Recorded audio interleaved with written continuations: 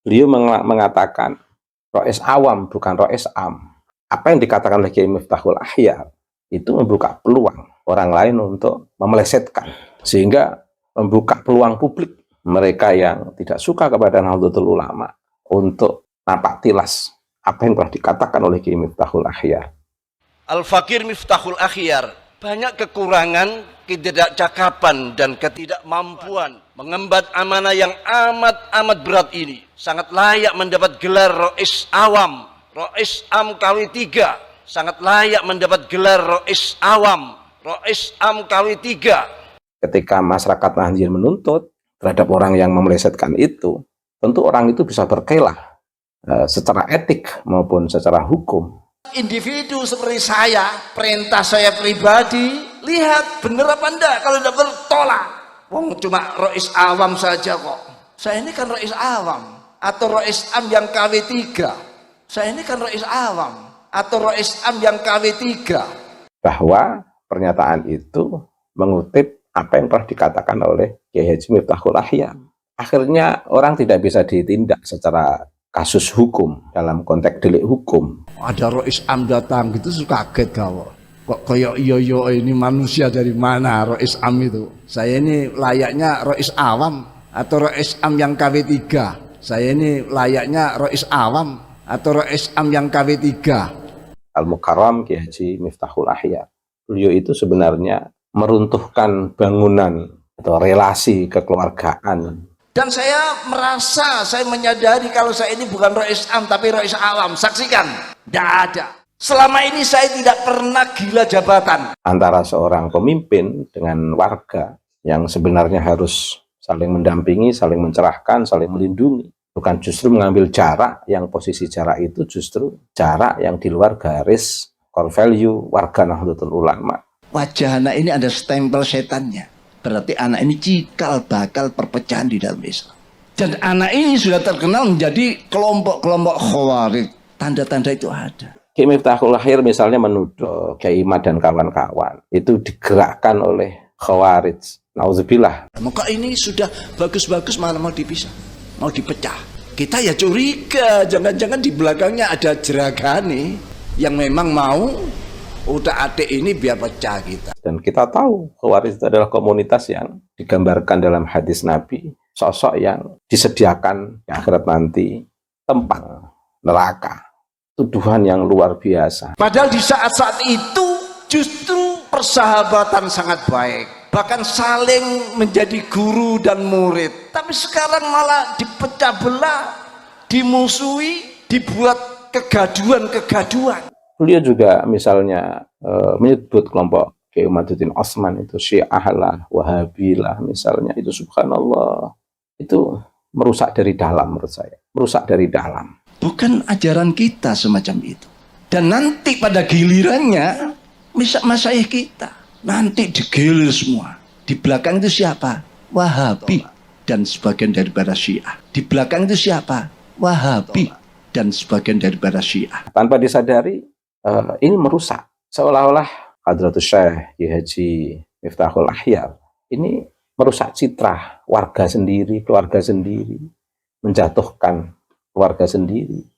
Kekeramatan dan kesaktian Nahdlatul Ulama itu masih dimiliki oleh jamiah, bukan jamaah. Karena jamaahnya itu masih kebanyakan kelompok-kelompok yang kagetan dan gawoan. Tanpa disadari ini merusak eksistensi keluarga, eksistensi sebagai barisan Ahlus Sunnah wal Jamaah An-Nahdliyah. Eksistensi yang mahal sebagai pengikut Ahlus Sunnah wal Jamaah An-Nahdliyah ini dihantam dari dalam. Seolah-olah kita tidak percaya kepada keluarga sendiri yang membangun komitmen yang sangat kokoh untuk menegakkan prinsip ala Ahlus Sunnah wal Jamaah An-Nahdliyah. Kita tanpa Imam Ubaidillah, tanpa Alawiyah, Bani Alawi, mungkin kita tidak tahu apa. Sumber-sumber keilmuan kita banyak karena jasa-jasa para ulama Alawiyin. Bahkan kalau kita buka kitab-kitab tarikh, apakah itu Al-Ghurur atau Aslul Bahar, kita temukan nama-nama itu.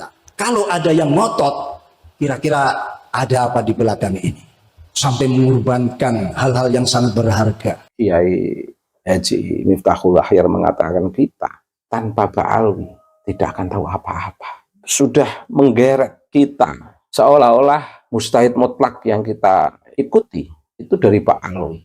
Ulama tasawuf yang kita ikuti dari Pak Alwi. Ulama kalam yang kita ikuti dari Pak Alwi. Ahlussunnah wal Jamaah milik Pak Alwi. Seolah-olah kita itu berada dalam gerbong mereka. Jasanya ulama Yaman itu luar biasa kayak itu. Tanpa ulama Yaman kita mungkin tidak mengenal ilmu, kitab-kitab besar. Itu karena jasa-jasa besar dari para ulama Yaman. Kita dalam posisi ini kan hanya mengkritisi nasab yang dipertanggungjawabkan secara ilmiah. Bukan dalam konteks sedang melakukan persekusi, penghinaan. Bukan. Kita meluruskan sejarah tanpa kekerasan, tanpa caci maki. Yang kesemuanya itu dalam koridor ilmiah. Yang model-model dakwahnya menyebarkan kebencian. Penyakit-penyakit umat dulu ini sekarang menular. Apa penyakit itu? Al-hasadu wal baghdha. Saling mendengki dan saling mengadakan permusuhan dan marah yang ada di dalam. Mengapa seolah-olah kita itu berada dalam suasana yang inferior, inlander, suasana kelas kedua, dan kelas yang bukan siapa-siapa. Dan habaib itu mulia memang ada di Indonesia. Orang kalau sudah dengar Habib itu buh alim, enggak pokoknya Habib. Ini tanpa disadari, Kiai Miftahul Akhyar mengajak kepada kita semua, kepada warga NU, bahkan kepada NU secara institusi, siapapun yang akan mengurus NU ini, itu harus tetap berada di dalam bawah, di bawah bendera Pak Alwi. Allahu Akbar. Termasuk menafikan nasab. Orang nasabnya sudah jelas kok dinafikan. Ini bisa ditodok qadzaf orang ini. Menuduh orang berzina. Nah kalau nasab sudah nyambung ratusan tahun tiba-tiba dibohongkan, dianggap palsu dan sebagainya. Ini qadzaf, menuduh orang berbuat zina. Di mata saya, dalam perspektif nalar sehat saya, Miftahul Akhyar merendahkan Nahdlatul Ulama. Arwah, cahaya Nahdlatul Ulama ingin dibawa dalam bendera Pak Alwi. Mengobarkan amarah, dakwanya penuh dengan kebencian dan kemarahan. Ini sudah ada tanda-tanda yang seperti itu. Itu bukan sikap Nahdlatul Ulama. Kalau Nahdlatul Ulama dicaci maki orang, justru dimaafkan, diajak mereka, ditunjukkan kebenaran. Nahdlatul Ulama terkenal pemaaf, bukan malah memendam marah kebencian.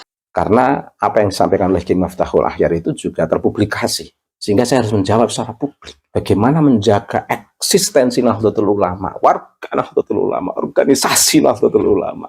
Betul-betul sebuah institusi sosial keagamaan yang merdeka. Tidak di bawah Pak Alwi. Warga Nahdlatul Ulama yang merdeka. Tidak di bawah Pak Alwi. Assalamualaikum warahmatullahi wabarakatuh.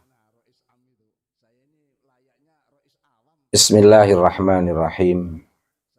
Raditu billahi rabba wa bil islami dina wa bi Muhammadin nabiyya wa rasula. Rabbi zidni ilma warzuqni fahma wa wassi' fiyya rizqi wa barik li fima razaqtani waj'alni mahbuban fi qulubi ibadika waj'alni wajihan fid dunya wal akhirah wa minal muqarrabin ya katsiran nawal wa ya hasanal fi'al wa ya qa'iman bila zawal wa ya mubdi'am bila misal falakal hamdu wal minnatu wasyarafu ala kulli hal. Ada sesuatu yang di luar dugaan kita, betul-betul di luar dugaan kita, yang datangnya justru ibarat rumah tangga, itu dari orang tua sendiri. Tentu kita tahu Kiai Imad, saya, Kiai Abbas, dan banyak kiai yang lain adalah warga Nahdliyin, dibesarkan di lingkungan Nahdliyin dan keluarga Nahdliyin, dan keluarga yang betul-betul terlibat dalam pergerakan Nahdlatul Ulama. Coba kita bayangkan ketika dalam sebuah rumah tangga, dalam konteks ini rumah besar, Nahdlatul Ulama. Nahdlatul Ulama itu adalah rumah besar kita semuanya, yang ditandai dengan kebangkitan ulama. Ulama itu adalah simbol warasatul anbiya, dengan konsekuensi melakukan gerakan-gerakan yang searah dan simetris dengan risalah kenabian, yaitu membebaskan dan mencerahkan, bukan membangun kebohongan, dan bahkan menjernihkan di tengah kedustaan, kebohongan, hegemoni, relasi kuasa. Bagaimana ulama itu bisa menjernihkan kembali. Nah, ini tugas warosah itu di sini ini. Dan nama Nahdlatul Ulama adalah sebuah nama yang betul-betul relevan dengan risalah kenabian, yang memang pasca kenabian itu akan ditandai dengan kebangkitan para ulama untuk menjaga marwah nubuwah, marwah kenabian, dan menjaga nilai-nilai kewahyuan, agar manusia betul-betul menikmati hidup ini dengan penuh harmoni menuju Allah Subhanahu wa Ta'ala.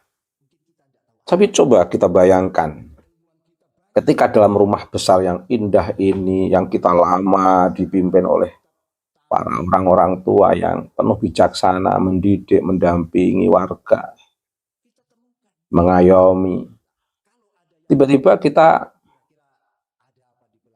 ditemukan seorang pemimpin rumah tangga yang kita agak shock, terkejut. Kalau boleh nangis, nangis saja, tapi jangan di depan publik, nanti ditertawakan. Mengapa? Karena ibarat keluarga, ibarat seorang ayah, kok menjelek-jelekan putranya, itu sama halnya menjelek-jelekan putranya sendiri. Atau sebaliknya, ibarat seorang anak menjelek-jelekan ayahnya, itu sebenarnya menjelek-jelekan dirinya sendiri. Karena dalam keluarga itu harus dalam koridor yang harmonis. Persoalan cocok atau tidak cocok itu harus dibangun secara dialektis, saling membangun, mengkritik dalam suasana yang tidak menimbulkan emosi, tapi betul-betul menyegarkan, seperti Gus Dur. Beliau betul-betul menyegarkan anak-anak muda NU.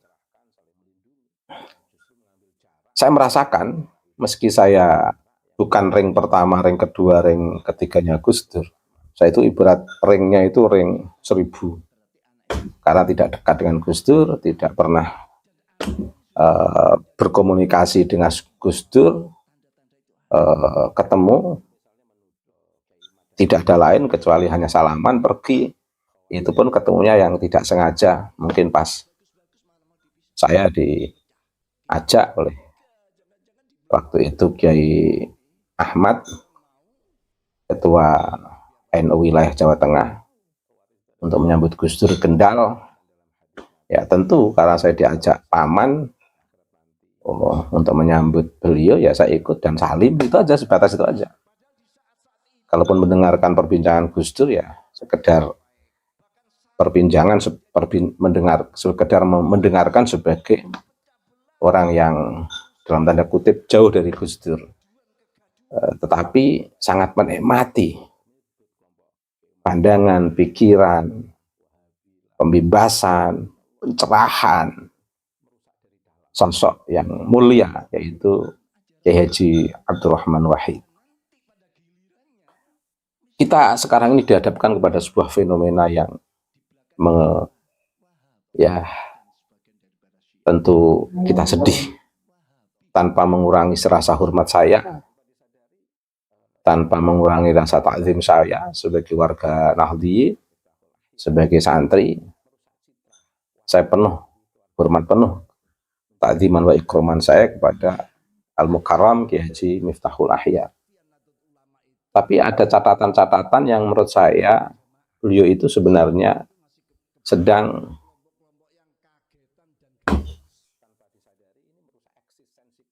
istilah saya itu meruntuhkan bangunan atau relasi kekeluargaan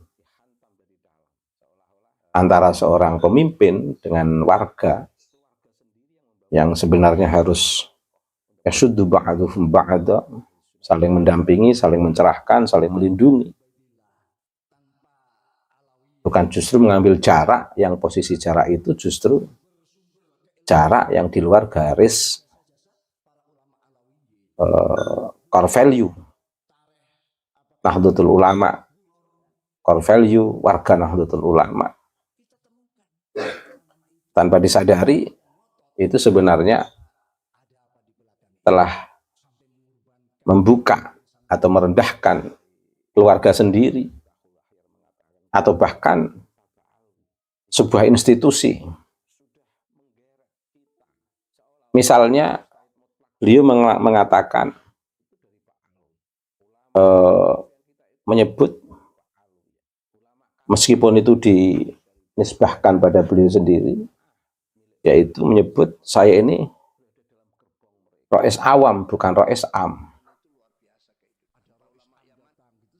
Itu sebenarnya beliau sedang, saya tahu niat baik beliau mungkin untuk konteks ingin merendah di hadapan publik, tapi sebenarnya memelesetkan kata rois am dengan rois awam dalam institusi Nahdlatul Ulama itu sama halnya membuka peluang orang lain untuk mendapatkan celah, memelesetkan kata rois am di institusi Nahdlatul Ulama untuk kemungkinan orang lain akan memelesetkan dengan mudahnya menjadi rois awam.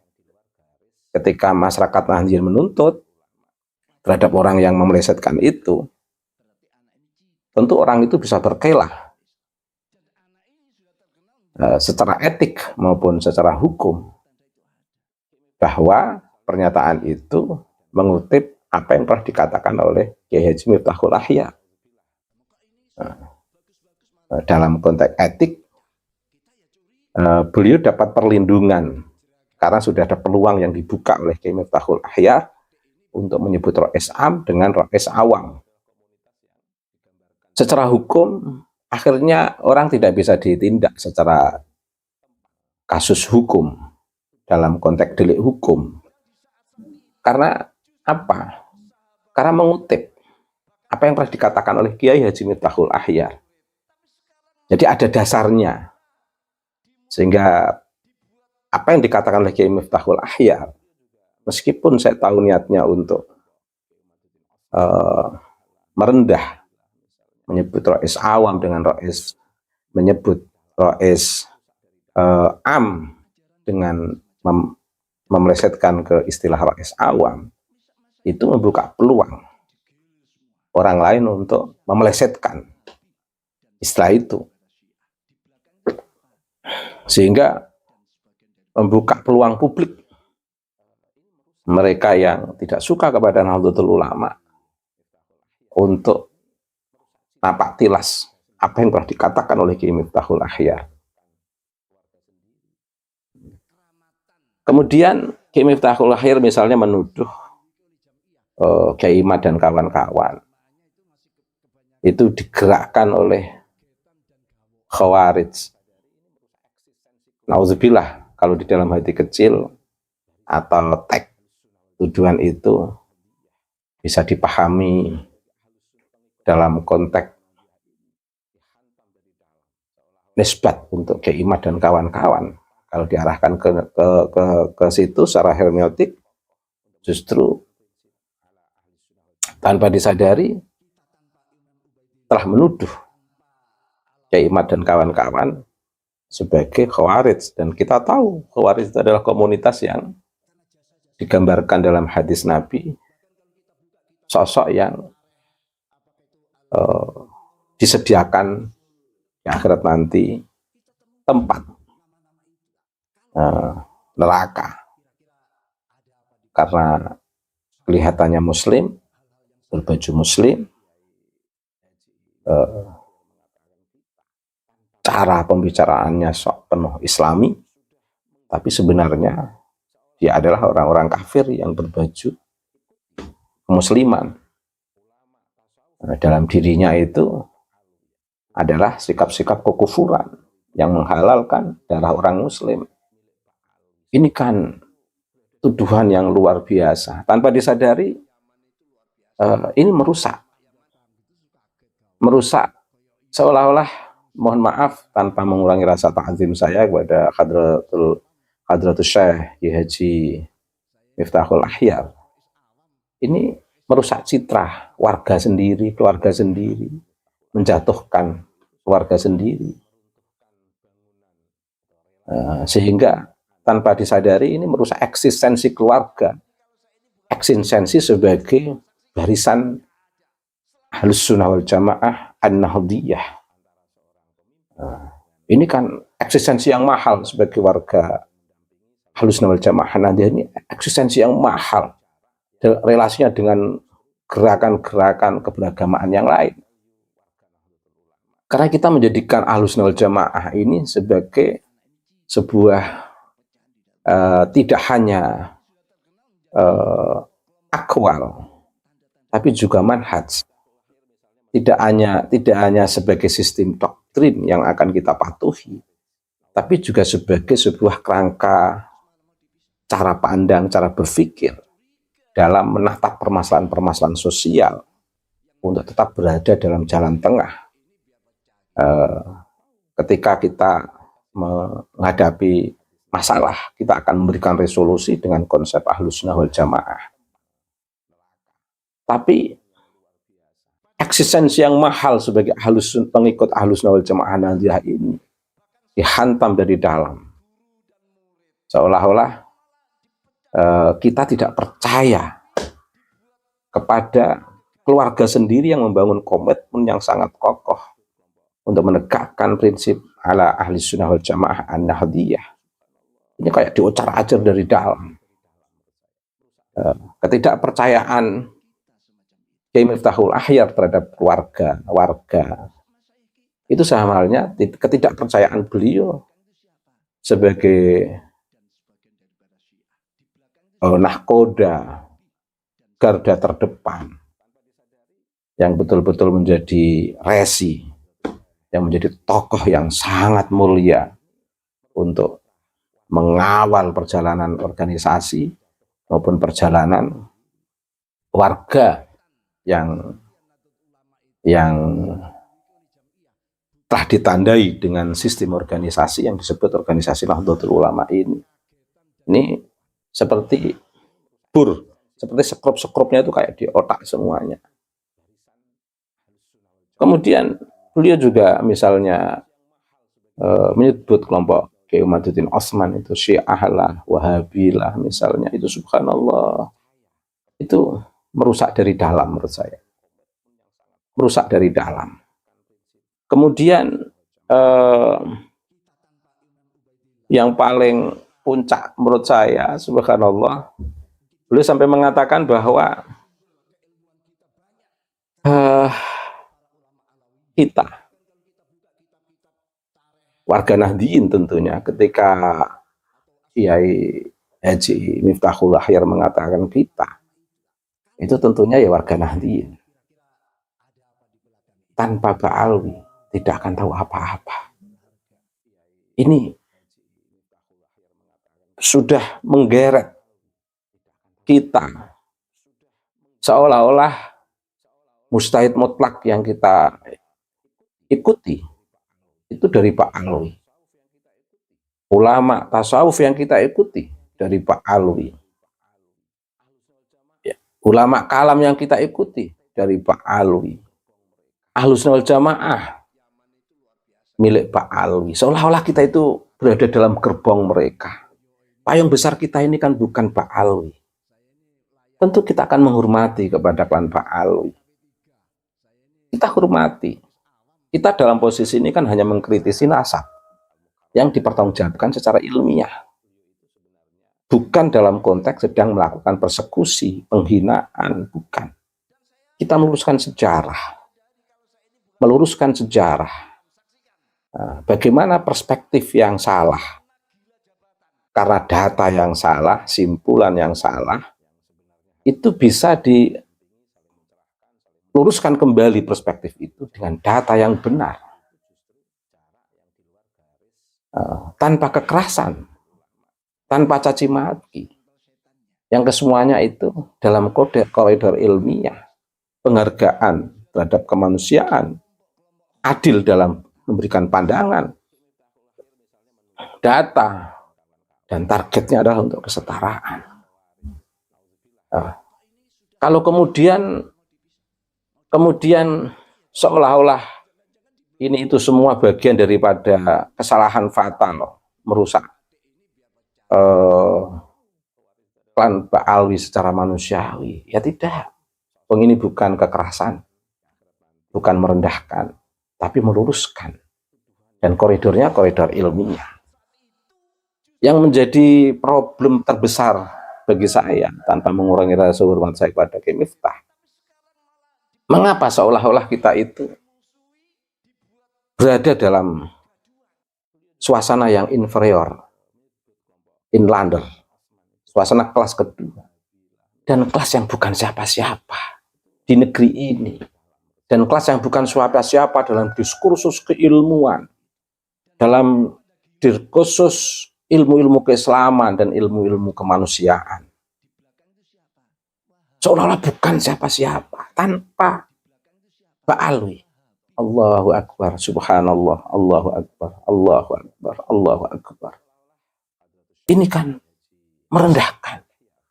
Ini tanpa disadari, Kiai Miftahul Akhyar mengajak kepada kita semua, kepada warga NU, bahkan kepada NU secara institusi, siapapun yang akan mengurus NU ini, itu harus tetap berada di dalam bawah, di bawah bendera Ba'alwi.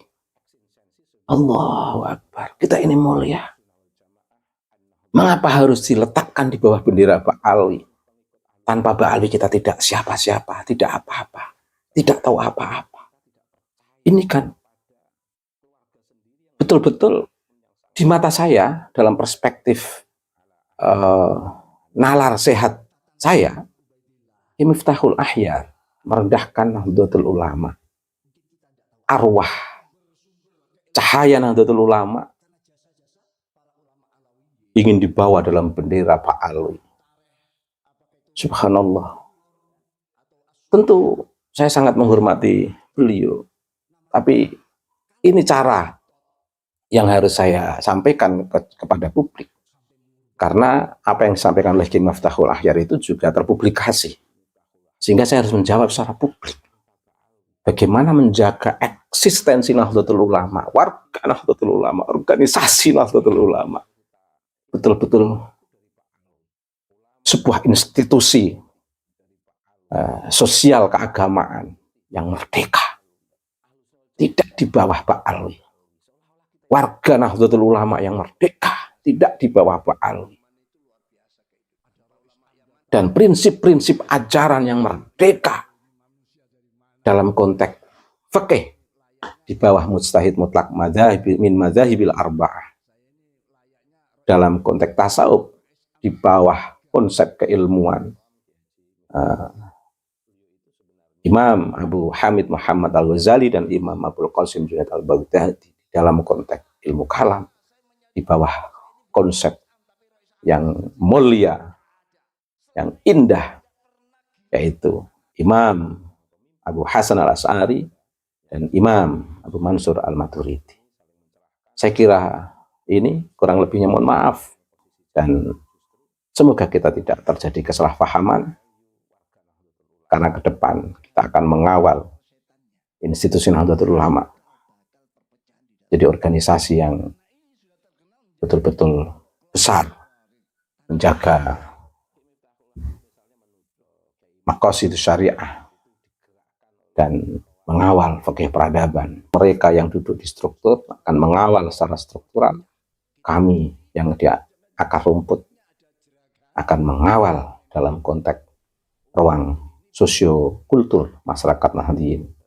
Semoga berkah, kurang lebihnya mohon maaf kepada semuanya.